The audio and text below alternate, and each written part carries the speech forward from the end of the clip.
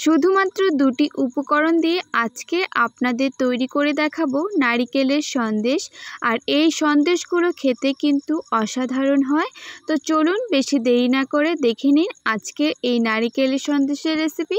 নমস্কার বন্ধুরা, মায়ের ছোট্ট রান্নাঘরে নতুন আরেকটি রেসিপি দেখার জন্য আপনাদের সকলকে ওয়েলকাম জানাই। তো প্লিজ ভিডিওটিতে একটি লাইক করে ভিডিওটা শেষ পর্যন্ত দেখার জন্য আপনাদের কাছে অনুরোধ রইল। নারিকেলের সন্দেশ তৈরি করার জন্য আমি নিয়েছি এখানে একটা নারকেল। আর নারকেলটাকে প্রথমে কুড়িয়ে নিতে হবে। তো নারকেলটাকে দেখুন আমি বেশ সুন্দর করে কিন্তু কুড়িয়ে নিয়েছি। এবার এই নারকেলগুলোকে পেস্ট করে নিতে হবে। আপনারা মিক্সার গ্রাইন্ডারতেও পেস্ট করে নিতে পারেন, তবে আমি শিলপাটাতেই বেটে নিয়েছি। তো দেখুন একদম কিন্তু স্মুথভাবে আমি নারকেলটাকে বেটে নিয়েছি। আর এক বাটি নিয়েছি চিনি। আর এখানে নারকেল বাটাটা কিন্তু এই বাটি দিয়ে, ছোট বাটিটা দিয়ে এক বাটি হবে। এক বাটি পরিমাণ নারকেলের জন্য আমি এখানে এক বাটি পরিমাণ চিনি দিয়েছি।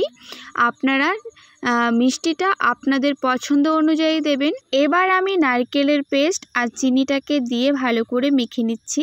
আর এদিকে আমি কিছুটা পরিমাণ দুধ ভালো করে ঘন করে জাল করে নিয়েছি।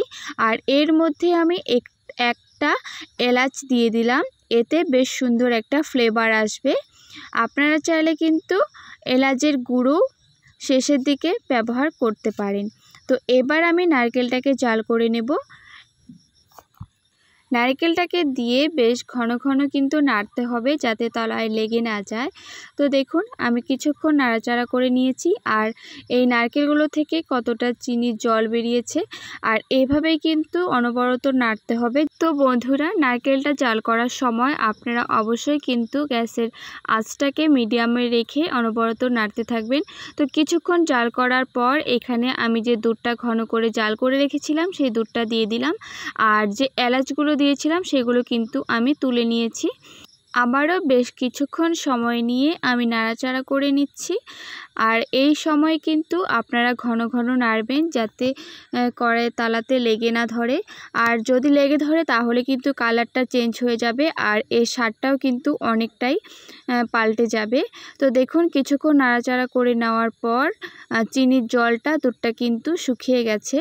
তো আপনারা যখন এরকম ঘন হয়ে আসবে আর একসাথে জড়ো হয়ে যাবে তখন বুঝে নেবেন যে হয়ে গেছে। এবার নামিয়ে নিতে হবে। আর নামিয়ে বেশ কিছুক্ষণ আমি ঠান্ডা করে নিয়েছি, কারণ এই নারকেলগুলো প্রচণ্ড গরম হয়, হাত দিয়ে কিন্তু ধরা যায় না। তারপর এইভাবে হাতের তালায় নিয়ে গোল করে একটু চেপে তারপর আমি ডিজাইনগুলো তৈরি করে নেব। আর এখানে আমি ছোট্ট একটা বোতলের ছিপি নিয়েছি। তারপর এখানে মাঝখানে একটা গোল রাউন্ড হয়ে যাবে এরকম একটা ডিজাইন তৈরি করে নেব। আর একটা চাকু দিয়ে এই সাইডগুলোকে আমি কেটে নিচ্ছি। আমি একটা ফুলের মতন তৈরি করব। আপনাদের কাছে যদি সন্দেশ তৈরি করার সাজ থাকে তাহলে সেগুলো দিয়ে কিন্তু তৈরি করে নিতে পারেন। সেগুলো দিয়ে তৈরি করলেই বেশ সুন্দর হয়, তবে আমার কাছে নেই, সেই জন্য আমি এভাবে একটি ডিজাইন তৈরি করে নিচ্ছি আমার পছন্দ মতো। আপনারা আপনাদের পছন্দ মতো তৈরি করে নেবেন। তো দেখুন বেশ সুন্দর কিন্তু একটা ফুলের মতো তৈরি করে নিয়েছি। তো এই ডিজাইনটা আপনাদের কেমন লেগেছে অবশ্যই কিন্তু আমাকে কমেন্ট করে জানাবেন। তো দেখুন, তো একই রকমভাবে আমি আপনাদের আরেকটা তৈরি করে দেখাচ্ছি।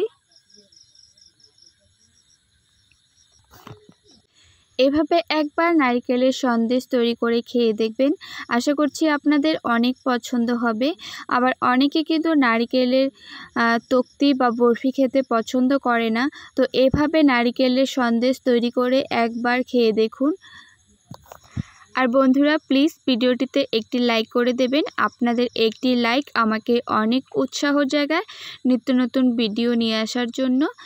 আর প্লিজ আমার চ্যানেলটাকে অবশ্যই সাবস্ক্রাইব করবেন। তো দেখুন বেশ সুন্দর করে আমি আরেকটা কিন্তু সন্দেশ তৈরি করে নিয়েছি। আর ডিজাইনটা দেখুন কতটা সুন্দর লাগছে।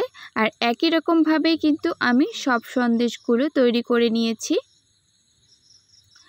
তো আজকের এই সন্দেশের ডিজাইনটা আপনাদের কাছে কেমন লেগেছে অবশ্যই কিন্তু আমাকে কমেন্ট করে জানাবেন। আজকের এই রেসিপিটা আপনাদের কেমন লেগেছে অবশ্যই কমেন্ট করে জানাবেন। আর ভিডিওটা যদি ভালো লেগে থাকে একটি লাইক করবেন। আর আমার চ্যানেলে নতুন বন্ধু এসে থাকলে অবশ্যই আমার চ্যানেলটাকে সাবস্ক্রাইব করে পাশে থাকবেন।